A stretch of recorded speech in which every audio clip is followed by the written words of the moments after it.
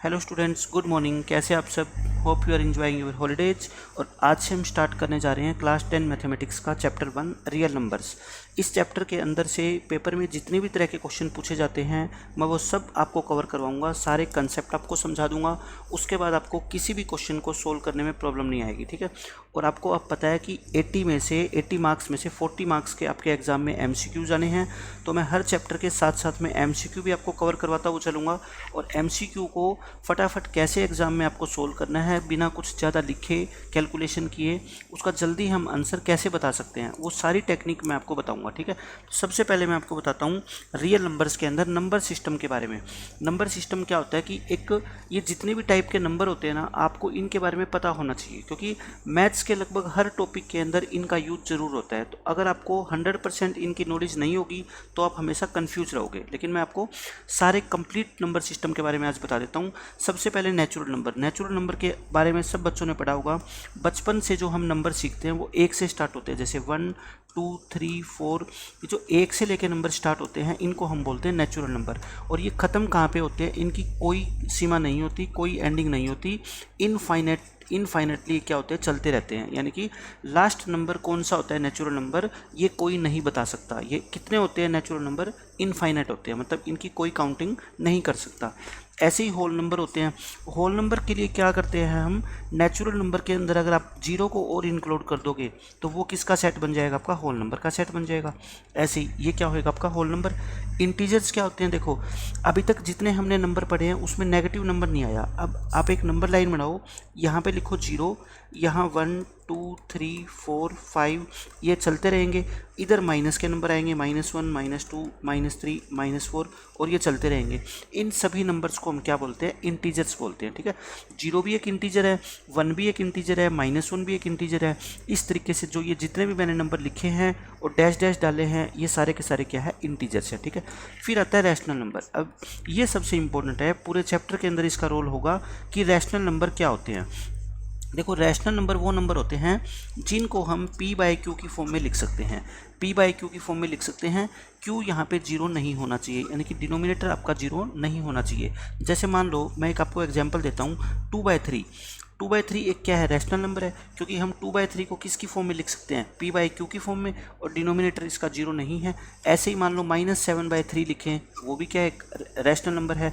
अब आप बताओ क्या 3 एक रैशनल नंबर है? आप कहोगे 3 को तो P/Q की फॉर्म में नहीं लिख सकते, लेकिन मैं कहता हूँ 3 को अगर मैं 3/1 लिख दूँ तो कोई फ़र्क थोड़े पड़ा, क्योंकि 3 और 3/1 का मतलब तो क्या होता है, सेम होता है। तो इसका मतलब ये 3 भी क्या है, एक रैशनल नंबर है। 0 भी क्या एक रैशनल नंबर है, क्योंकि 0 को हम क्या लिख सकते हैं, 0/1। कहने का मेरा मतलब ये है, अभी तक ये जितने हमने नंबर पढ़े हैं ऊपर, whole number, natural number, integers, ये भी क्या होते हैं, आपके रैशनल नंबर होते हैं। दीज आर ऑल्सो रैशनल, यानी कि सारे के सारे नंबर ये रैशनल तो होते ही होते हैं, ठीक है। तो रैशनल नंबर की यहाँ तक कहानी खत्म हो गई। अब आते हैं इरैशनल नंबर। इरैशनल नंबर क्या होते हैं, आपने ऐसे नंबर पढ़े होंगे आज तक, जैसे √2 है, √5 है, √6 है, √7 है, यानी कि जिनका हम पूरा स्क्वायर रूट नहीं निकाल सकते। जैसे √4 है, √4 को सब बच्चे बता देंगे आंसर कितना होता है, इसका 2 होता है। 9 का स्क्वायर रूट कितना होता है, 3 होता है। तो ये जो दोनों नंबर है ना, ये इरैशनल नहीं है, बट इनका हम पूरा स्क्वायर रूट नहीं निकाल सकते। ये नंबर क्या होते हैं, आपके इरैशनल होते हैं, ठीक है। आगे मैं इरैशनल की पूरी डेफिनेशन भी आपको बताऊंगा, और पेपर के अंदर कैसा नंबर आपको गिवन होगा और आप कैसे पता लगाओगे कि वो रैशनल है या इरैशनल, वो भी मैं सब कुछ आपको बताऊंगा, ठीक है। यहाँ पे मैं आपको बेसिक डेफिनेशन बता रहा हूँ जो 10th लेवल के हिसाब से बच्चों को ये यूजफुल है। फिर आते हैं रियल नंबर। रियल नंबर होते हैं आज तक आपने बचपन से लेके और 9th क्लास तक जितने भी नंबर पढ़े हैं ना, वो सारे के सारे क्या है, रियल नंबर है, ठीक है। तो देखो मैंने आपको बताया कि जो पहले ये 3 तरह के नंबर है, नेचुरल नंबर, होल नंबर और इंटीजर्स, इनको भी हम क्या बोलते हैं, रैशनल नंबर बोलते हैं। और ये वाले नंबर भी रैशनल होते हैं, 2/3 -7/3, ठीक है। और बाकी 5वें नंबर पे कौन से आए, इरैशनल नंबर आए। यानी कि आप सारे के सारे रैशनल नंबर्स को मिला दो, सारे के सारे रैशनल नंबर्स को मिला दो, और सारे के सारे इरैशनल नंबर को मिला दो। सब मिलके जो नया सेट तैयार करेंगे, जो नया ग्रुप तैयार करेंगे, उन सभी को क्या बोलते हैं, रियल नंबर्स बोलते हैं। यानी कि आप एक ही बात ध्यान रख लो, आज तक आपने मैथमेटिक्स में जितने भी नंबर पढ़े हैं, चाहे वो कोई भी हो, प्लस का हो, माइनस का हो, स्क्वायर रूट वाला हो, क्यूब रूट का हो, वो सारे के सारे नंबर क्या है आपके रियल नंबर है। ठीक है, ऐसा कोई भी नंबर नहीं है जो आज तक आपने पढ़ा है और आप उसको सोचो कि ये रियल नंबर है या नहीं है, आपको सोचना ही नहीं है, सारे के सारे नंबर क्या है रियल नंबर है। ठीक है, 10th क्लास तक हम मैथमेटिक्स में जितने भी नंबर पढ़ेंगे वो सारे के सारे नंबर रियल नंबर ही होते हैं। तो ये तो हुई बेसिक नंबर सिस्टम की बात कि नेचुरल नंबर क्या होते हैं, होल नंबर क्या होते हैं, रैशनल क्या होते हैं, रियल क्या होते हैं। ठीक है, अब मैं आपको बताता हूँ जो पॉजिटिव इंटीजर्स होते हैं, यानी कि जो नेचुरल नंबर होते हैं, उनकी भी आगे कुछ कैटेगरी होती है नेचुरल नंबर, और ये क्लासिफिकेशन जो है वो बहुत इंपॉर्टेंट है आपके लिए। इसके अंदर सबसे पहले आता है अपना प्राइम नंबर्स। प्राइम नंबर बहुत इंपॉर्टेंट है और मैक्सिमम बच्चों को इसकी डेफिनेशन पता ही नहीं होती कि प्राइम नंबर्स होते क्या है, लेकिन आज के बाद आपको कोई प्रॉब्लम नहीं आएगी। प्राइम नंबर की पहले आपको डेफिनेशन पता होनी चाहिए। द नंबर्स, मैं डेफिनेशन लिख देता हूँ, the numbers having exactly two factors, having exactly two factors. इसका मतलब होता है जिन नंबर्स के सिर्फ और सिर्फ दो फैक्टर होते हैं। एग्जैक्टली का मतलब होता है ना दो से कम ना दो से ज़्यादा। ठीक है, वो होते हैं प्राइम नंबर। जैसे प्राइम नंबर कहाँ से स्टार्ट होते हैं, 2 से, ये आपको पता होना चाहिए। मैक्सिमम बच्चे इसकी स्टार्टिंग 1 से करते हैं, लेकिन 1 के दो फैक्टर नहीं होते, 1 का तो सिर्फ एक ही फैक्टर होता है 1। ठीक है, इनके कितने होते हैं, 2 फैक्टर। और कौन कौन से होते हैं वे 2 फैक्टर, एक तो 1 होता है और एक वो नंबर खुद होता है, 1 एंड द नंबर इटसेल्फ। तो प्राइम नंबर हमेशा 2 से स्टार्ट होते हैं, 2, फिर कितना आएगा आपका 3, 4 तो प्राइम होता नहीं, 5 प्राइम होता है, क्योंकि 5 क्या होगा, या तो 1 से डिवाइड होता है और या 5 से डिवाइड होता है, बाकी किसी भी नंबर से पूरा पूरा डिवाइड नहीं होगा। ठीक है, फिर कितना होगा 7, फिर 11, फिर 13। इस तरीके से ये नंबर क्या है, प्राइम नंबर होते हैं। मैं 50 तक प्राइम नंबर लिख के दिखा देता हूँ आपको। ये 29 होगा, फिर 31, 37, 41, 43 और 47। देखो 1 से लेके 50 तक आप नंबर लिखो और उसमें आपसे पूछ ले कितने प्राइम होते हैं, आप काउंट कर लो, 1 2 3 4 5 6 7 8 9 10 11 12 13 14 और 15। तो ये 15 नंबर क्या होते हैं, आपके प्राइम होते हैं। तो ये चीज़ आपको डायरेक्ट पता होनी चाहिए कि फ्रॉम 1 to 50, 1 से लेके 50 तक कितने प्राइम नंबर होते हैं, 15 प्राइम नंबर होते हैं। क्योंकि ये चीज़ आपके प्रोबेबिलिटी के अंदर बहुत ज़्यादा काम आती है। वहाँ डायरेक्ट क्वेश्चन पूछे जाते हैं कि 1 से लेके 50 तक कितने प्राइम नंबर होते हैं, तो आप कह दोगे 15 प्राइम नंबर होते हैं। ऐसे ही अगर 1 से लेके 100 तक पूछ ले आपसे, फ्रॉम 1 to 100, तो इसमें आप याद रखना 25 प्राइम नंबर होते हैं। आप लिख के देख लेना, वो 25 ही आएंगे। ठीक है, बट आपको क्या करना है, पेपर में याद रखना है इन चीज़ों को, ताकि क्वेश्चन अगर आ जाए इनके ऊपर बेस्ड तो आपको सोचना ना पड़े पेपर के अंदर। तो 1 से लेके 50 तक 15 प्राइम नंबर होते हैं और 1 से लेके 100 तक में 25 प्राइम नंबर होते हैं। तो ये डेफिनेशन होती है प्राइम नंबर की।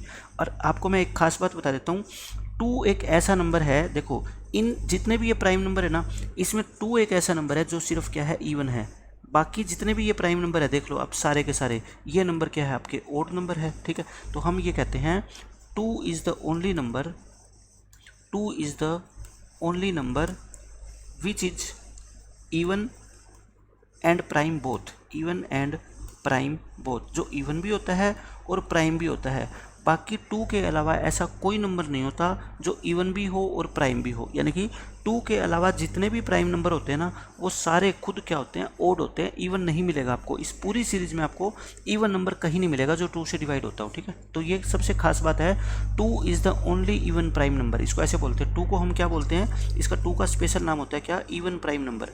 इवन प्राइम का मतलब होता है जो इवन भी हो और प्राइम भी हो, ये होता है। तो ये प्राइम नंबर के बारे में बातें थी। अब आता है कंपोजिट नंबर। ये बहुत इंपॉर्टेंट है, इसके ऊपर क्वेश्चन भी पेपर में पूछा जाता है।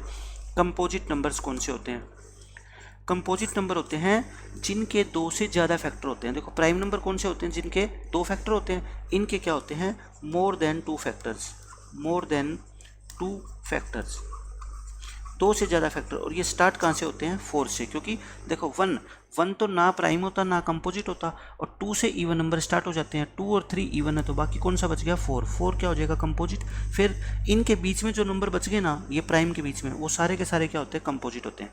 देखो यहाँ पे आपने 6 नहीं लिखा तो 6 यहाँ पे लिख दो, 7 लिख रखा है, 8 नहीं लिखा, 8 यहाँ पे लिख दो, 9 नहीं लिखा ऊपर, 10 नहीं लिखा ऊपर, जो आपने नंबर नहीं लिखे ना इस सीरीज के अंदर, वो यहाँ पे लिख दो। वो क्या बन जाएंगे, आपके कंपोजिट बन जाएंगे। समझ रहे हो आप मेरी बात, ये क्या हो गया आपके कंपोजिट नंबर। तो प्राइम नंबर के बारे में आपको पता लग गया, फिर आपको कंपोजिट नंबर के बारे में पता लग गया। अब तीसरी डेफिनेशन इंपॉर्टेंट आती है, को प्राइम नंबर्स। ये बहुत इंपॉर्टेंट है, को प्राइम नंबर्स। रियल नंबर्स के अंदर हम इसका बहुत ज़्यादा यूज करेंगे कि कोप्राइम नंबर्स क्या होते हैं। देखो कोप्राइम नंबर वो होते हैं, अगर मान लो HCF निकालें हम किन्हीं दो नंबर A और B का, और वो कितना आ जाए आपका 1 आ जाए, ठीक है। अगर हम दो नंबर का HCF निकालें, HCF आपको निकालना आता होगा, वरना मैं अभी आपको नेक्स्ट पेज पे सिखाऊंगा कि HCF और LCM भी कैसे निकालते हैं, ठीक है। मैं आपको सारी चीज़ें निकालना सिखाऊंगा ताकि आपका बेस जो है ना वो कमज़ोर ना रहे। दो नंबर का हमने HCF निकाला और वो कितना आ गया, 1 आ गया। देन हम कहते हैं A एंड B आर को प्राइम नंबर्स। A और B क्या है फिर को प्राइम नंबर्स होंगे। जिन दो नंबर्स का HCF 1 आ जाए उन दोनों नंबर्स को हम क्या बोलते हैं, को प्राइम नंबर्स बोलते हैं। अब एक बात बच्चों को जो ना आज तक समझ नहीं आती कि क्या 3 और हम कह दें कि 8 ये को प्राइम नंबर है दोनों।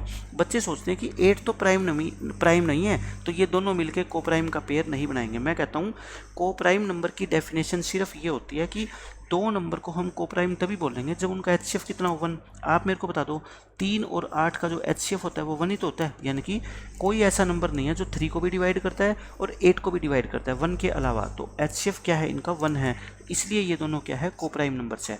को प्राइम के लिए ये बिल्कुल भी ज़रूरी नहीं होता कि दोनों के दोनों नंबर प्राइम होने ज़रूरी है, नहीं। दोनों में से चाहे दोनों प्राइम हो, चाहे दोनों में से कोई भी प्राइम ना हो, चाहे दोनों में से एक प्राइम ना हो, उस चीज़ से कोई फ़र्क नहीं पड़ता। जैसे मैं आपको एग्जांपल देता हूँ, देखो ना तो 9 प्राइम है ना 10 प्राइम है, ठीक है। ये भी कंपोजिट है, ये भी कंपोजिट है, लेकिन ये जो नंबर्स है ना 9 और 10 मिलके ये क्या बनाएंगे, को प्राइम नंबर बनाएंगे। क्यों? क्योंकि दोनों का HCF कितना है, 1 है, कोई भी कॉमन फैक्टर नहीं है 9 और 10 का, तो ये क्या है, आपके को प्राइम नंबर है, ठीक है। तो मैंने आपको क्या क्या बता दिया, देखो प्राइम नंबर के बारे में बता दिया, कंपोजिट नंबर के बारे में बता दिया, को प्राइम नंबर्स के बारे में बता दिया। अब आपकी जो बात आती है वो आती है HCF एंड LCM की। ये सारी छोटी क्लासों की बातें हैं, लेकिन फिर भी ये रियल नंबर चैप्टर में अपनी काम आएगी। HCF एंड LCM, हमें पता है कि हम कितने भी नंबर्स का HCF निकाल सकते हैं और LCM निकाल सकते हैं, ठीक है।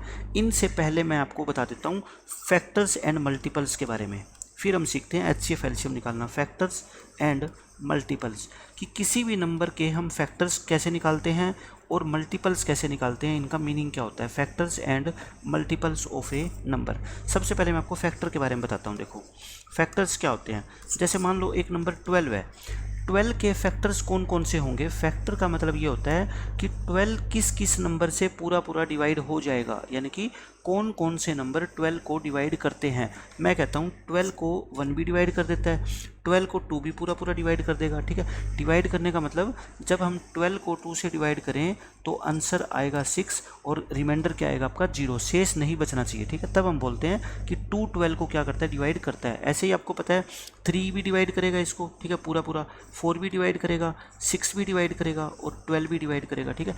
इसके अलावा कोई भी नंबर ऐसा नहीं है जो 12 को डिवाइड करेगा। तो इन सभी नंबर्स को हम क्या बोलते हैं, फैक्टर्स बोलते हैं। किसके, 12 के, फैक्टर्स ऑफ 12। ये कोई नई बात नहीं है, ये तो 5th 6th क्लास से आ जाती है, लेकिन फिर भी इस चैप्टर के अंदर इन सब कॉन्सेप्ट्स का यूज होगा, तो मैं आपको बताता हुआ चल रहा हूँ, ठीक है। फैक्टर्स का मतलब आप समझ गए कि 12 किस किस नंबर से डिवाइड होता है, वो उसके क्या होते हैं, फैक्टर्स होते हैं। फिर आता है मल्टीपल्स।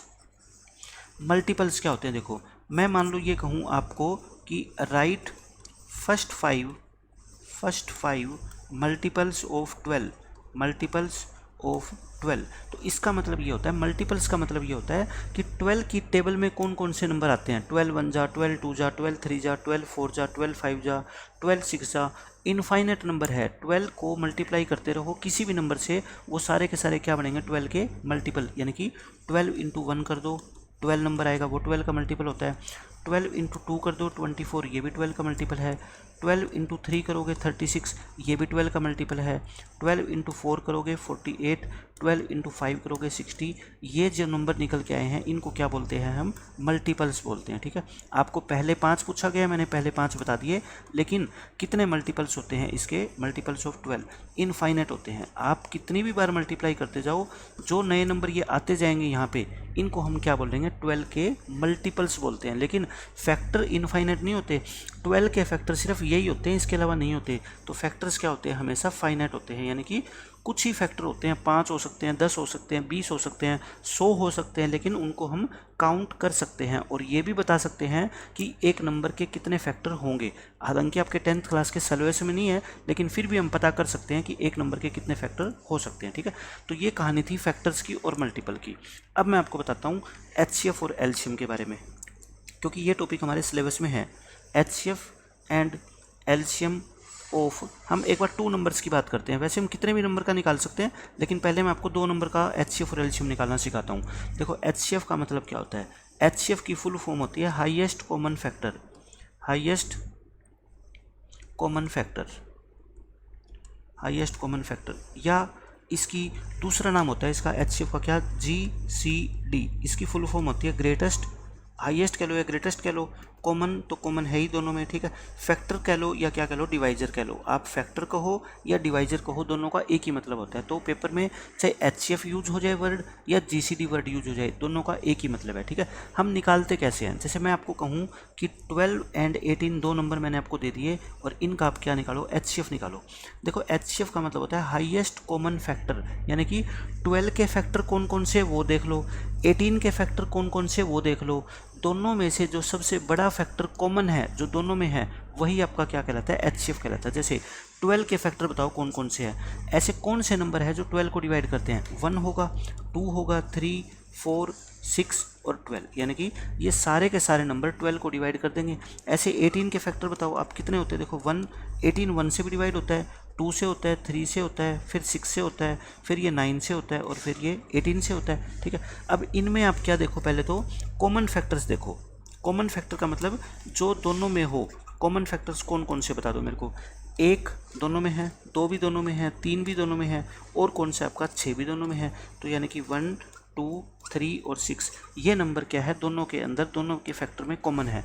इनमें सबसे बड़ा कौन है, 6। इस 6 को ही हम क्या बोलते हैं, हाईएस्ट कॉमन फैक्टर। देखो नाम से क्लियर है कि एक तो कॉमन होने चाहिए और कॉमन में से भी जो सबसे बड़ा होगा वो क्या कहलाएगा, इनका HCF कहलाएगा। इसका मतलब ये होता है HCF का कि 6 बड़े से बड़ा ऐसा नंबर है जो 12 और 18 दोनों को पूरा पूरा डिवाइड कर देगा। 6 से बड़ा आप कोई नंबर ऐसा ढूंढ ही नहीं सकते जो 12 को भी डिवाइड कर दे पूरा पूरा और जो 18 को भी डिवाइड कर दे। ठीक है, तो ये HCF का होता है बेसिक मतलब, कि इसका मीनिंग क्या होता है पहले आपको ये पता होना चाहिए। अब हम फाइंड कैसे करते हैं, हाउ टू फाइंड HCF।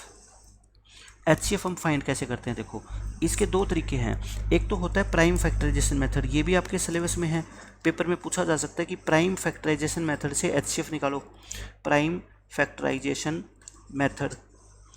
और दूसरा मेथड आपका होता है यूक्लिड डिवीज़न लेमा। ये यूक्लिड डिवीज़न लेमा ये क्या होता है, फर्स्ट एक्सरसाइज के अंदर है आपकी 1.1 में, जो इस साल और पिछले साल यानी कि सिलेबस में नहीं थी और इस साल भी सभी स्टेट बोर्ड ने और CBSE बोर्ड ने इस एक्सरसाइज को सिलेबस से हटा दिया है। लेकिन फिर भी मैं आपको बता दूंगा कि यूक्लिड डिवीज़न लेमा से 2 नंबर्स का HCF या 3 नंबर का HCF हम कैसे निकालते हैं। ठीक है, बट ये आपके सिलेबस में अब की बार नहीं है। तो आपके पेपर में जो HCF और LCM का क्वेश्चन आने के चांस है वो 99% है कि वो MCQs के अंदर आपको पूछे जाएंगे। ठीक है, तो मैं आपको तरीका बताता हूँ। प्राइम फैक्टराइजेशन मेथड क्या होता है, देखो 12 के आप प्राइम फैक्टर्स बना लो। ऐसे प्राइम फैक्टर्स सब बच्चों को बनाने आते हैं। 12 पहले किससे डिवाइड करो, 2 से, कितना आएगा 6, फिर 2 से डिवाइड करो 3, फिर 3 से डिवाइड कर दो, कितना आ गया 1। हालांकि ये 1 इसको दोबारा डिवाइड करने की जरूरत नहीं थी, अगर ये प्राइम नंबर बच जाए ना तो आगे आप डिवाइड मत किया करो। ठीक है, वहीं छोड़ दिया करो। अब ऐसे ही 18 के फैक्टर बनाओ। 18 2 से डिवाइड होता है 9, ये 3 से हो जाएगा कितना 3, एक बार और कर दो 3 से, चाहे ना करो। ठीक है, तो 12 के जो प्राइम फैक्टराइजेशन है वो कितनी है बताओ, 2 × 2 × 3। 1 को नहीं लिखते क्योंकि 1 प्राइम नहीं है। प्राइम फैक्टराइजेशन का मतलब होता है कि 12 को हम लिख सकते हैं 2 × 2 × 3। इसके अंदर जितने भी ये नंबर होते हैं ना ये प्राइम होने चाहिए। 1 को नहीं लिखोगे, 1 लिख दिया तो गलत हो जाएगा। ठीक है, क्योंकि 1 प्राइम है ही नहीं। 18 को क्या लिखोगे, 2 × 3 × 3।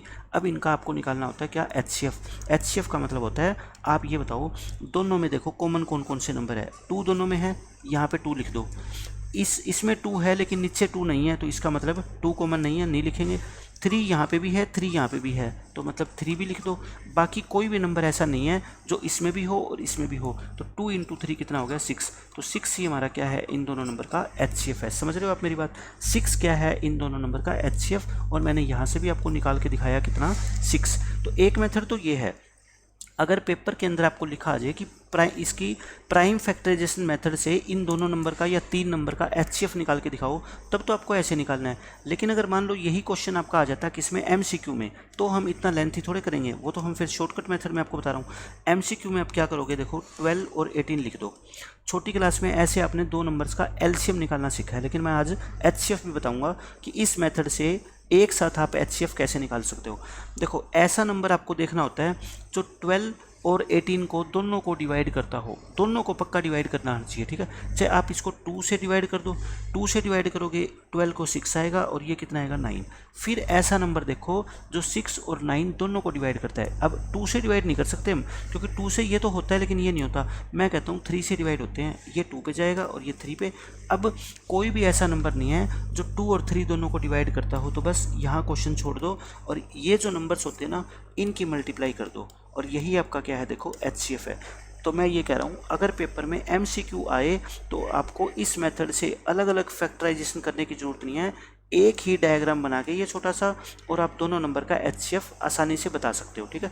कोई भी नंबर का एचसीएफ आप निकाल लेना, इस तरीके से निकाल सकते हो। जैसे मैं मान लो कहूँ आपको फाइंड एचसीएफ ऑफ 57 एंड 152, 57 और 152। देखो आपको टेबल आनी चाहिए 25 तक आपको टेबल आनी चाहिए, और 25 तक आपको स्क्वायर याद होने चाहिए नंबर्स के। उस बच्चे का जो है ना, आपका मैथमेटिक्स जो है ना वो स्ट्रॉन्ग हो जाएगा। अगर ये नहीं आती होगी तो आपका मैथमेटिक्स कभी भी स्ट्रॉन्ग हो ही नहीं पाएगा, आपको कदम कदम पे मैथ क्या है मुश्किल लगेगा। तो 25 तक टेबल आपके टिप्स पे होनी चाहिए, और 25 तक नंबर के स्क्वायर, 1 का स्क्वायर, 2 का स्क्वायर कितना होता है, 15 का स्क्वायर कितना होता है, ठीक है। अब जिस बच्चे को टेबल आती है ना, उसको ये पता है कि 57 और 152 दोनों नंबर मैं किससे डिवाइड करूं कि ये दोनों डिवाइड हो जाए। मैं कहता हूं जिस बच्चे को टेबल आती है वो तुरंत बता देगा कि 19 की टेबल में आते हैं ये 19 3 जा और 19 8 जा होता है, ठीक है। अगर आपको टेबल नहीं आती होगी तो फिर इस क्वेश्चन का आंसर निकालना आपके लिए क्या है, बहुत मुश्किल है। तो मैं कहता हूँ आगे 3 और 8 डिवाइड होते नहीं, तो एचसीएफ कितना आ गया इसका बताओ, 19 आ गया, ठीक है। एचसीएफ कितना आ गया, 19। बस यही इस क्वेश्चन का आंसर है, एचसीएफ आ गया 19। अब आप सोच रहे होंगे कि मान लो हमारे को 19 की टेबल नहीं आती और पेपर के अंदर हमारे को इन दोनों नंबर का एचसीएफ निकालना आ गया, तो हम कैसे निकालेंगे। उसके लिए मैं आपको बताता हूँ दूसरा मेथड, क्या, यूक्लिड डिवीजन लेमा। ये आपके सिलेबस में नहीं है, आपको सब्जेक्टिव क्वेश्चन आ जाए तो इसका यूज नहीं करना, लेकिन ऑब्जेक्टिव क्वेश्चन पूछा जाएगा पेपर में एचसीएफ का, तो आप रफ में इस मेथड से आप इनका एचसीएफ निकाल के देख सकते हो, ठीक है। ये क्या होता है मैं आपको बता देता हूँ। पहले देखो 18 है, 18 और 12 का पहले मैं आपको एचसीएफ निकाल के दिखाता हूँ। बड़ा नंबर कौन है 18, इसको अंदर लिख लो, छोटा नंबर कौन है 12, इसको बाहर लिख दो, ठीक है। 18 को 12 से डिवाइड करो, बताओ 12 1 जा कितना होता है 12, रिमाइंडर कितना बच गया 6। जो रिमाइंडर बच गया ना, इसको इससे फिर डिवाइड करो, एक और डिवाइड का साइन लगा दो, ठीक है। यहाँ पे हम क्या लिखेंगे, मान लो 12 लिखेंगे। 6 की टेबल में 12 कहाँ पे आता है, 6 2 जा 12। अब लास्ट में जब ये 0 बच जाए तो क्वेश्चन हमारा हो गया ख़त्म, और यही वाला नंबर क्या होता है हमारा एचसीएफ होता है, ठीक है। एचसीएफ कितना हो गया हमारा, 6 हो गया, आ गया 6। देखो मैंने आपको 3 मेथड से एचसीएफ निकाल के दिखा दिया। अब मैं आपको एचसीएफ निकाल के दिखाता हूँ किसका, 57 का और 152 का। अब देखो 152 57 से आपको डिवाइड करना है इसको, पहले 2 पे करेंगे, 2 पे करेंगे तो कितना आएगा 114, फिर कितना आ गया 38। अच्छा 38 तो यहाँ पे लिख देते हैं, और यहाँ नंबर क्या लिखेंगे, ये वाला जिससे हमने पहले डिवाइड किया है 57। अब 38 1 जा 38, कितने बच गए 19। अब 19 को तो यहीं पे लिखेंगे, यहाँ क्या लिखें बताओ, यहाँ पे लिखते हैं ये वाला डिवाइजर, ठीक है। ये कितना है 38, 19 की टेबल में 38 कहाँ पे आता है 2 जा, तो देखो रिमाइंडर क्या आ गया 0, रिमाइंडर 0 आ गया, तो इससे पीछे वाला ये जो नंबर होता है यही हमारा क्या होता है एचसीएफ।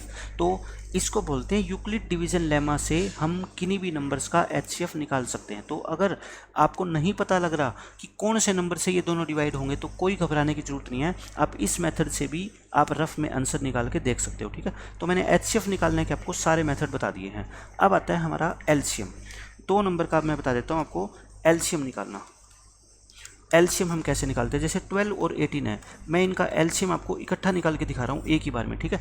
एक ही बार में एलसीएम कैसे निकालते हैं, देखो एचसीएफ में तो हम क्या करते थे, एक ऐसा नंबर देखते थे जो इन दोनों को डिवाइड करता हो, चाहे आप वो बड़े से बड़ा नंबर देख लो चाहे छोटे से छोटा नंबर देख लो, उससे कोई फ़र्क नहीं पड़ेगा आंसर पे।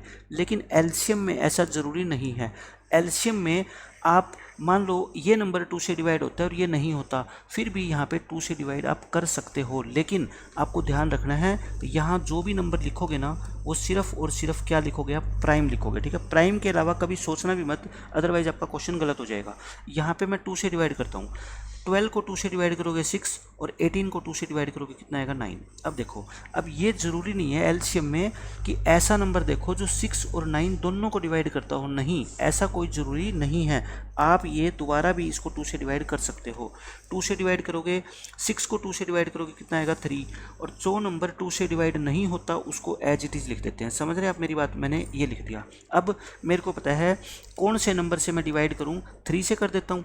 3 से करोगे ये कितना आएगा 1 और ये कितना आएगा 3। अब चाहो तो आप आगे भी 3 से कर दो और चाहो तो आप इतना भी छोड़ सकते हो, क्योंकि ऐसा कोई नंबर नहीं है अब जो 1 को और 3 को दोनों को डिवाइड करता हो 1 के अलावा। तो आगे सोल्व करने की ज़रूरत नहीं है, बस एलसीएम यहीं से निकाल दूंगा मैं, कितना, इन सब की मल्टीप्लाई कर दो, इन सब की मल्टीप्लाई कर दो, कितना आ गया आपका 2 इंटू 2 इंटू 3, 1 तो लो ही मत, ठीक है। तो ये कितना आ गया आपका देखो 4 और ये कितना आ गया आपका 9, 4 9 जा कितना होता है 36। तो 36 इस क्वेश्चन का क्या है, आंसर है, यानी कि 12 और 18 का जो एलसीएम होता है वो कितना होता है 36।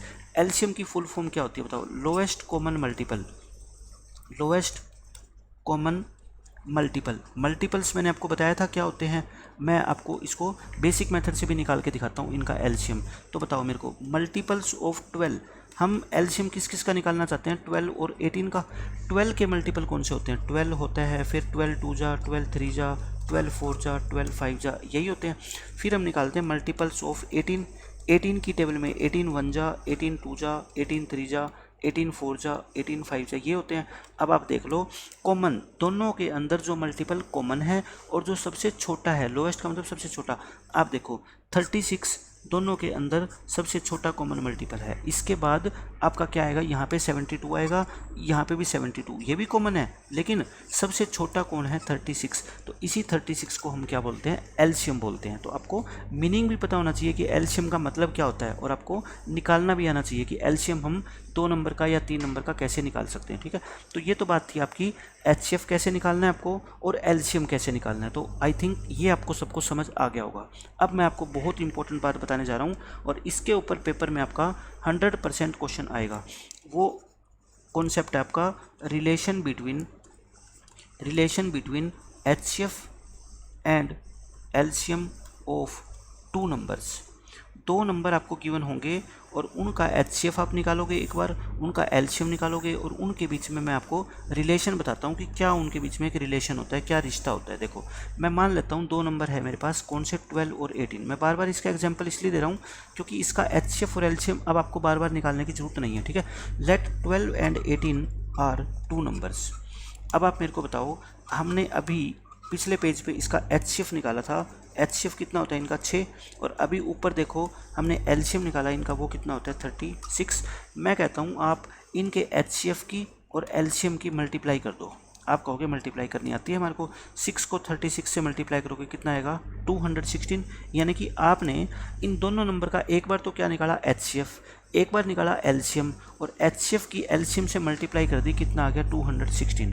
अब आप एक बात देखो, खास बात देखो, इस 12 और 18 ये जो दोनों नंबर है ना, आप इनकी डायरेक्ट मल्टीप्लाई करो, ये मल्टीप्लाई करोगे तब भी कितनी आएगी 216 आएगी।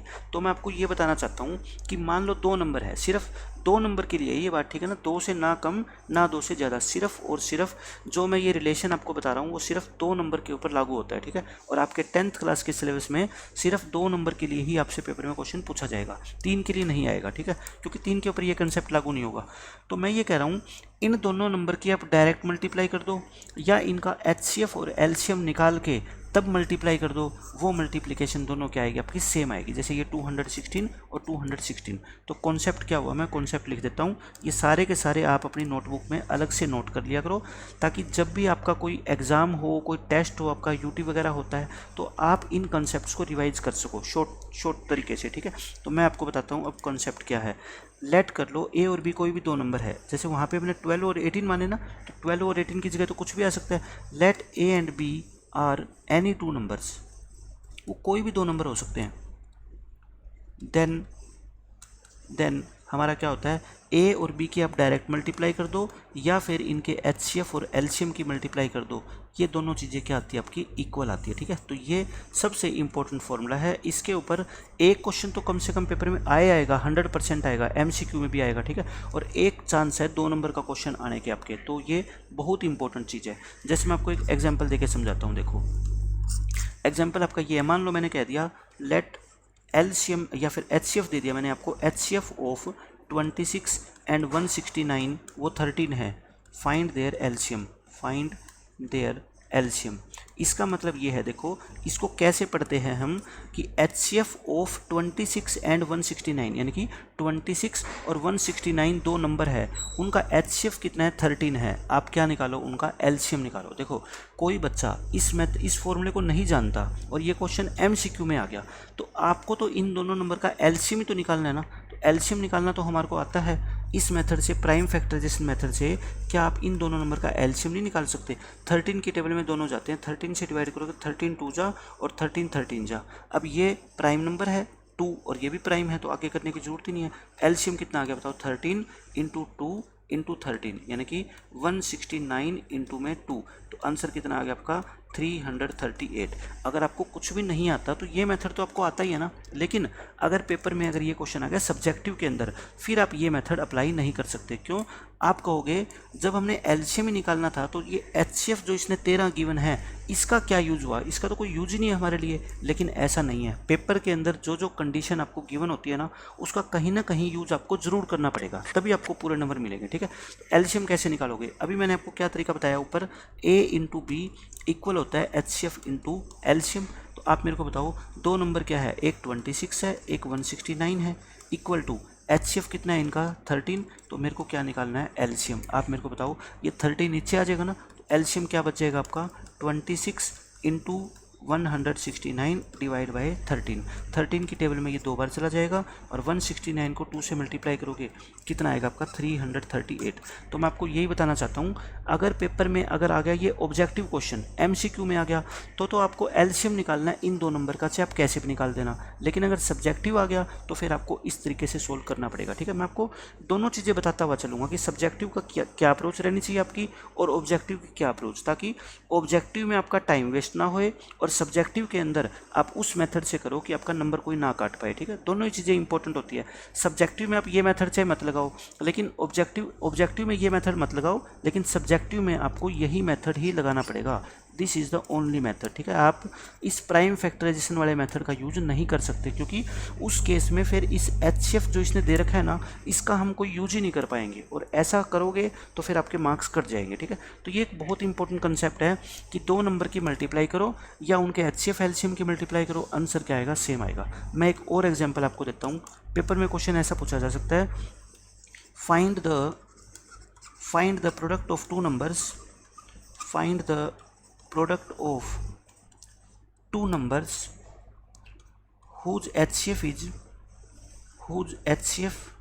is equal to मान लो 16 and LCM इक्वल टू 48। मैं कहता हूँ उन दो नंबर की प्रोडक्ट फाइंड करो जिनका HCF 16 हो और LCM कितना हो, 48।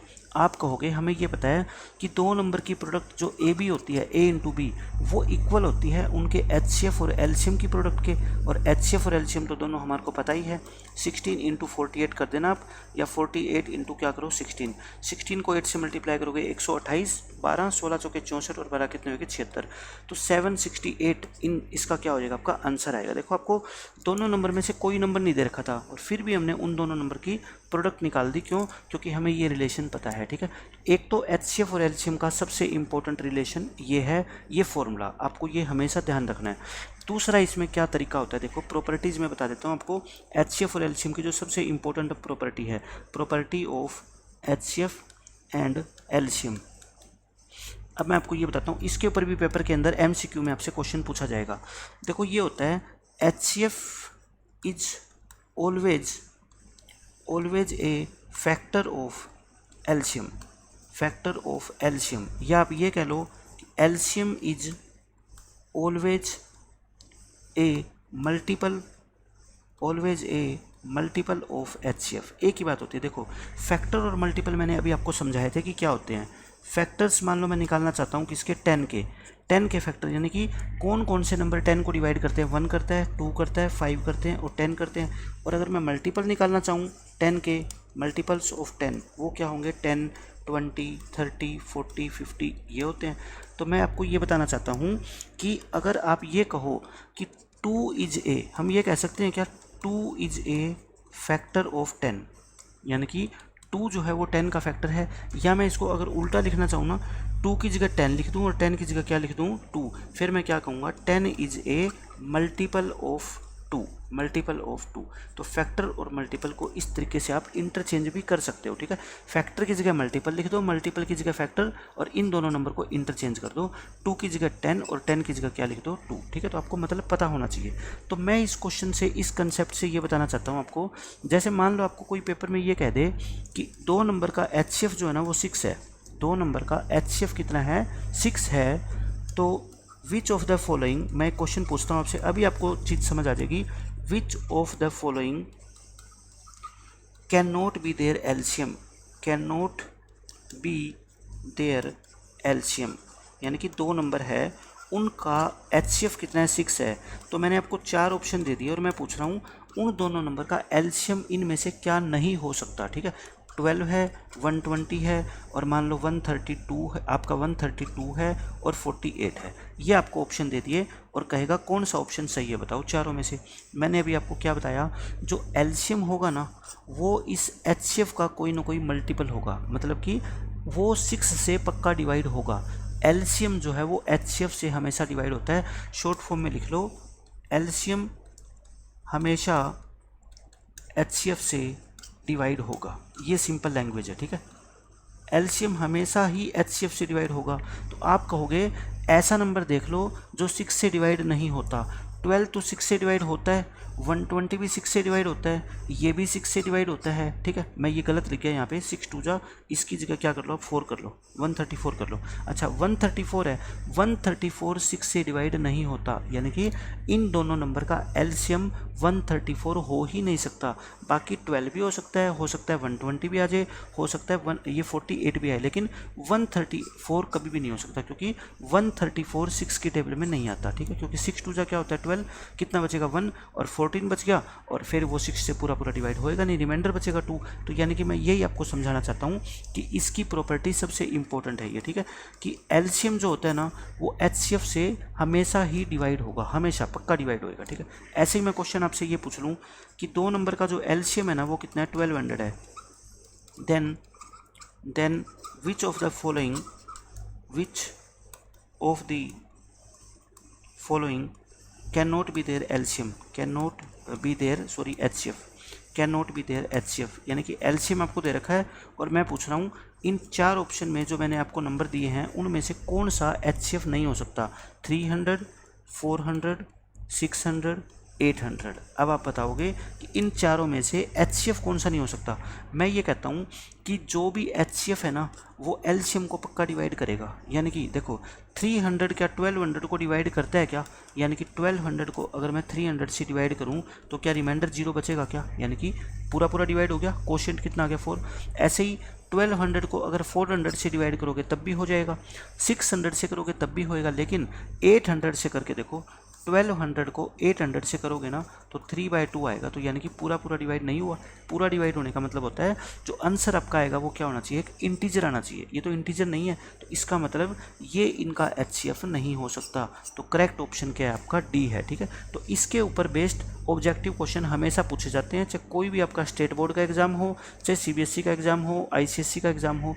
ये कंसेप्ट बहुत ज़्यादा इंपॉर्टेंट है हर एग्जाम के लिए कि HCF दे के आपसे पूछ लेगा कि इनमें से कौन सा एलसीएम हो सकता है या नहीं हो सकता, और एलसीएम देके ये पूछ सकता है कि इन 4 नंबर्स में से कौन सा HCF हो सकता है या कौन सा नहीं हो सकता, वो उसकी मर्जी है, कुछ भी पूछ सकता है, ठीक है। तो आज के लेक्चर में हम इतना ही रखेंगे। आज मैंने आपको नंबर सिस्टम के बारे में बताया कि नंबर किस तरह के होते हैं, फिर मैंने आपको HCF और एलसीएम निकालना सिखाया 2 नंबर्स का, और हमने HCF और एलसीएम की 2 मोस्ट इंपॉर्टेंट प्रॉपर्टी के बारे में पढ़ा। कौन कौन सी प्रॉपर्टी हमने पढ़ी, एक तो ये फॉर्मूला कि 2 नंबर की प्रोडक्ट कर दो और उनके HCF और एलसीएम की प्रोडक्ट कर दो, दोनों इक्वल आएगी। दूसरी प्रॉपर्टी क्या होती है कि HCF जो है ना वो हमेशा ही एक फैक्टर होता है एलसीएम का, या एलसीएम हमेशा एक मल्टीपल होता है किसका, एचसीएफ का। तो इस लेक्चर के अंदर हम इतना ही रखते हैं। कल हम और अच्छे क्वेश्चंस करेंगे जो एग्जाम में पूछे जाते हैं। मैं इसके एमसीक्यू भी आपको कल करवाऊंगा नेक्स्ट लेक्चर के अंदर, और एक्सरसाइज के जितने भी क्वेश्चन हैं सेकंड एक्सरसाइज से हम स्टार्ट करेंगे कल। सेकंड एक्सरसाइज के, थर्ड एक्सरसाइज के और फोर्थ के, तीनों एक्सरसाइज के हम सारे के सारे क्वेश्चन भी करेंगे एक एक लेक्चर के अंदर डिस्कस, और साथ साथ में मैं आपको एमसीक्यू भी करवाता रहूँगा, ताकि पेपर के अंदर कोई भी क्वेश्चन आपको ये ना लगे कि ये क्वेश्चन हमने पढ़ा हुआ नहीं है। सारे के सारे क्वेश्चन आपको ऐसा लगेगा कि इन क्वेश्चंस को हमने कहीं ना कहीं पढ़ा है, सोल्व करके पहले देखा हुआ है। ठीक है, आज के लेक्चर में हम इतना ही रखते हैं। Thanks for watching this video, see you in the next lecture, till then bye bye, take care.